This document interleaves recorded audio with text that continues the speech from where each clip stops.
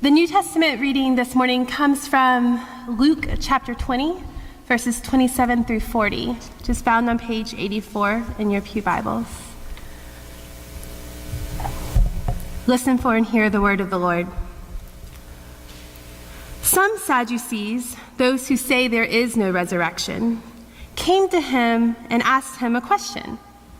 "Teacher, Moses wrote for us that if a man's brother dies, leaving a wife but no children, the man shall marry the widow and raise up children for his brother.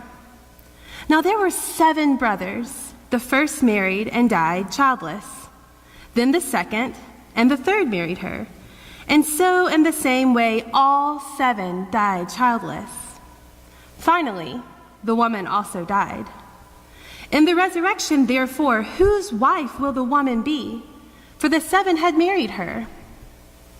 Jesus said to them, "Those who belong to this age marry and are given in marriage, but those who are considered worthy of a place in that age and in the resurrection from the dead neither marry nor are given in marriage. Indeed, they cannot die anymore because they are like angels and are children of God, being children of the resurrection.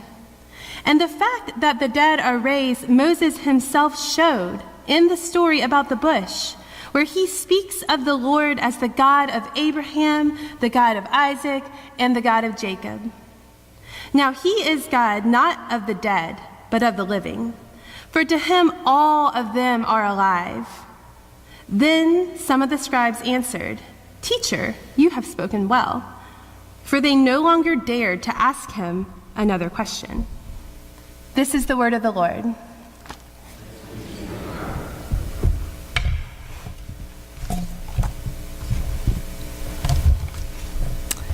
You know, I read that story and I wonder how I would feel if I were that woman, this young wife, childless, now a widow. I wonder if my heart would constrict with pain each time a well-meaning mourner said, "You'll marry again, you're young, and perhaps this time he'll give you children." But I don't know if I would want to marry again. I think I would just long for the embrace of the one just laid to rest. Long for his familiar smell, his calm presence, his diligent labor for our tiny household, his inviting laugh and the love in his eyes, all this now laid in the tomb. And as I long for and continue to love him, the leaders of my community knock at my lonely door. "Your husband is dead and you have no children." Don't I know it? Why must they speak aloud my suffering so matter of fact, as if I am not a person, but mere demographics? And perhaps to them, that's all I am. They are the ones who run things. To them, I'm just a tragic story that happened to someone else. My thoughts nearly drown out their next words. "We're sorry for your loss, and we know that perhaps you still grieve. But your time of mourning has ended, and you know the law. You must marry your husband's brother." Apprehensive, I allow my gaze to meet that of the almost familiar man in front of me, the eldest in my husband's family. He even looks a little bit like my beloved, a bit shorter, a bit softer around the middle, but undoubtedly the brother of the one laid in the tomb. I would ache at the familiarity. I can't do this. Why won't they just leave me to my grief? Why this stupid, antiquated law? Don't they understand how this affects me? Have they never considered how it feels to be the one who must follow the law and not just the one who interprets and enforces it? Have they never considered how I feel? Powerless? Hopeless? What good is a law that results in heartache? What do they think they are accomplishing? Do they think of me at all? Do they, those powerful ones whose lives seem so comfortable, easy, and simple to me, do they know what it's like to feel that you are completely at the mercy of laws that are hundreds of years old? They're heartless. They're infatuated with the law, with our heritage, with their own ideas of justice. And as they consider justice, they see only rules and obligations. They have no imagination. They can't consider that maybe God has a bigger idea about what justice means, something beyond the law.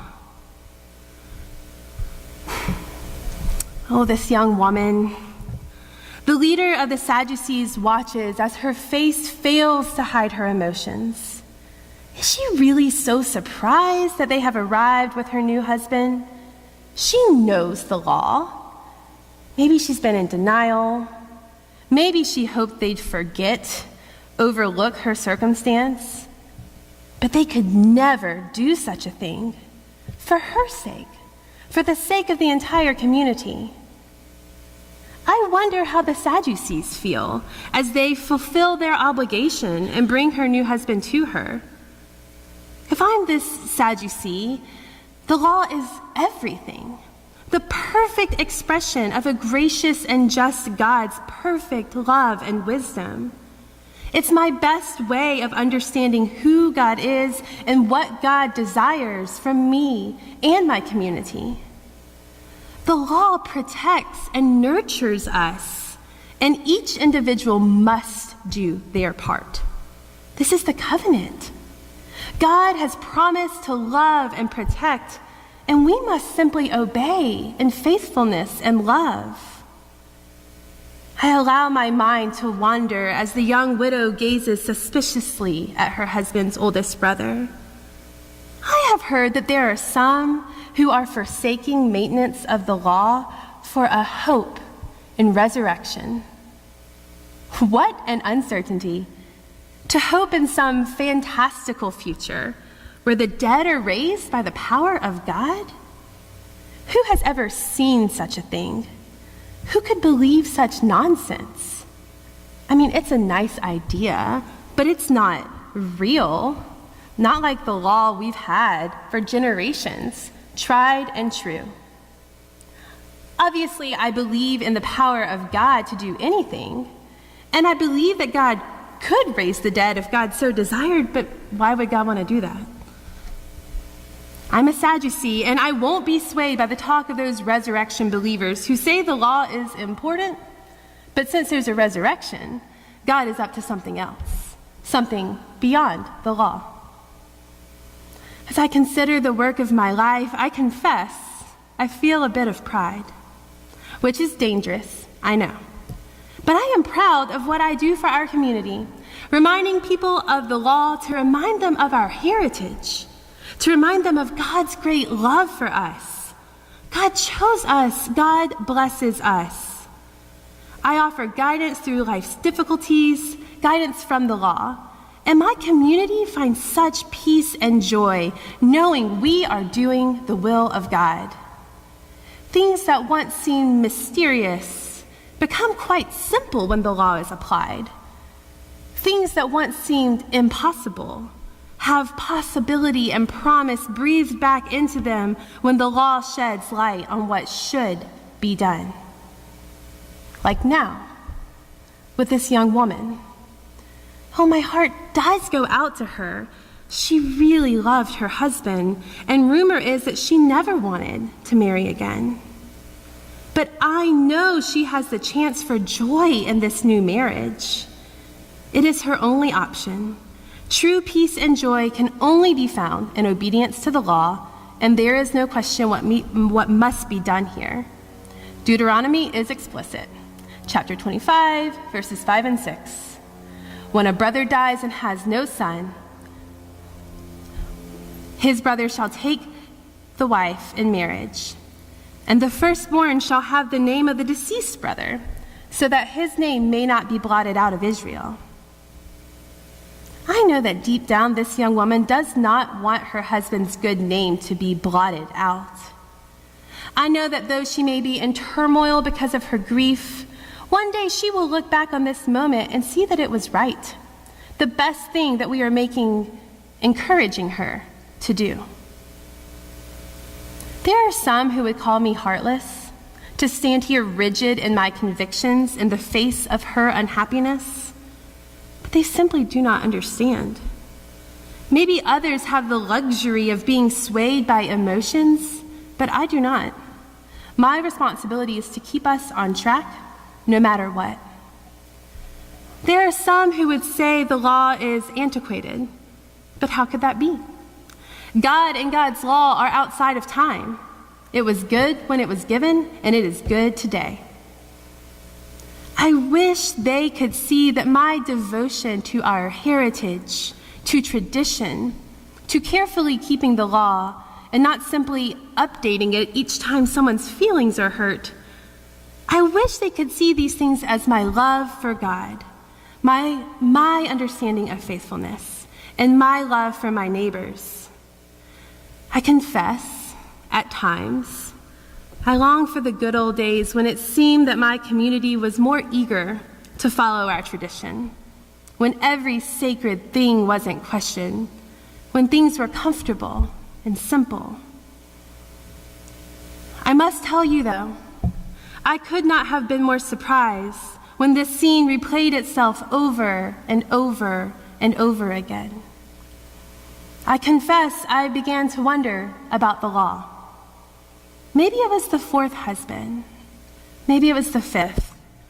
I began to wonder if maybe my commitment to this law that forced this young woman to walk the road of sorrow again and again and again wasn't just as ridiculous as a belief in resurrection.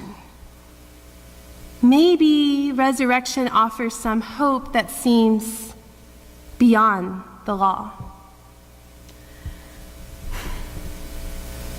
The widow sees the leader of the Sadducees coming to her home again and can't help but think his face looks different this time. He has one of those faces that is etched with certainty. There are lines on his face, but they are from squinting at words on a page, not from gazing up at the stars and wondering if there is some kind of heaven, some kind of life beyond all this, some kind of something else beyond these rules. That's where the lines on my face come from wondering, from trying to see beyond what's right here. Probably in seeking to look beyond, I miss what's right in front of me. And that Sadducee, he's really good at seeing what's right in front of him. He never misses that. But that's what etches the lines on my face, that and rivers of tears that carved away the smoothness of my youth. I am no longer the young widow. Now, I am an old one. And here stands the leader of my community again, and his etched face seems to be a little open, a little questioning. I wonder why he is here. To my knowledge, my last husband was the last brother of the family, 7 in all. He has come to express his deepest condolences. I wish I could hear them differently, but my heart is scarred. This is not how I imagined my life. Each time I married, I dug deep into my soul and dared to hope for children, for a family, for a husband who would remain by my side, for a hand to hold against the loneliness of this world. My hope did not fade over the many years, but was doused, extinguished 7 sudden times, as though God laughed at my pain and reached out a mighty hand to extinguish the flame of hope. I am faithful enough to know that I should not imagine that it is God's own hand that reaches into this world and takes my dear ones away. I know I should not imagine that of a God that I have been told again and again and again is good. And yet, knowing I should not imagine those things of God does not prevent my imagination from summoning up the hazy face and distinct hand of a God whose goodness is obscured by grief. I wish my heart were a little softer to this lawman's condolences. Truly, I wish he were here to tell me something else, something new. Not to say he's sorry for my losses, but sorry for doing this to me. I mean, I guess it's not really his fault, but haven't I blamed him over these years? I did try to hope and be faithful in all that they said I should be, but I have endured much. And can you blame me for thinking of how different my life would be had they not insisted that there's no exception to the law, no other way? I am bitter. I wish he were here to say those many hours of studying the law have brought him to a new conclusion. I have heard that there are those who believe in resurrection, and my aching heart is hungry for that to be true. This story of the widow and the Sadducee plays out at the edge of resurrection. Could it be true? Might it be true? And what if it is? Today, as you remember your loved ones who have died in this past year, what does it mean that resurrection is true? It does not mean that there's no pain and no sorrow. I don't have to tell you that. We could never understand the beauty and mystery of resurrection without suffering the pain of grief, without enduring the sorrow of death. What joy is there in life after death, in the life of a Savior who destroys death, if there is no death to be destroyed? Can we cry out, "Death, where is your sting?" if we have not felt the sting? We know that the reality of the resurrection means there is certainly something more, something beyond what we can see and feel and touch, a mysterious hope when the world says there should be none. Honestly, sometimes I think it's easier to dwell on how resurrection changes our interaction with the sorrow of death, and much, much harder to consider how a belief in resurrection must also transform our interaction with the law, God's law, and cultural custom, which are just as intermingled for us as they were for the Sadducees and the widow, seeking to apply the law of Moses that was given generations earlier. Resurrection does not just change the way we encounter death. It changes the way we live, the way we encounter one another, the way we consider the face of another whose life experience and opinions on how to live right could not be further from ours.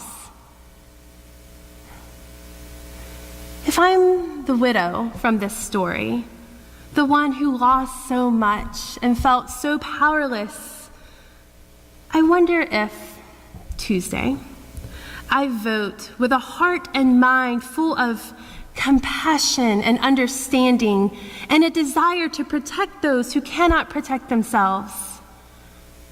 I wonder if I would feel that my choice is easy, with a mind and heart full of the needs of the widow, the orphan, the refugee, the poor, the downtrodden, the sufferers of injustice. And if I'm the Sadducee, the one who is passionate for the heritage and perpetuation of the community, the one who recognizes the importance of the law, I wonder if on Tuesday I vote with a heart and mind full of compassion and understanding and a desire to protect those who cannot protect themselves. I wonder if I'll feel that my choice is easy, with a mind and heart full of the needs of the widow, the orphan, the refugee, the poor, the downtrodden, the sufferers of injustice. After all, aren't we all just doing our best to be faithful and longing to be convinced of the reality of resurrection? May we remember on Wednesday, when all the results are in, that the reality of resurrection necessarily changes the way we live and encounter one another. No matter the outcome, the media will assure us that our nation is hopelessly divided. How does the reality of resurrection inform the way we respond to that narrative, that division is the end of the story? The fault lines of our brokenness manifest in unhelpfully divisive labels like left, right, liberal, conservative. The labels simplify the human story for the media, for social media, for Facebook feeds, and suggest that there is an unsurpassable gulf between us. But maybe this, Holy Communion, maybe this is the reality of resurrection, that those same fault lines, those same pieces where the body is broken, become the place our fingers meet as we offer the broken body of Christ to one another and dare to believe in the reality of resurrection. Amen.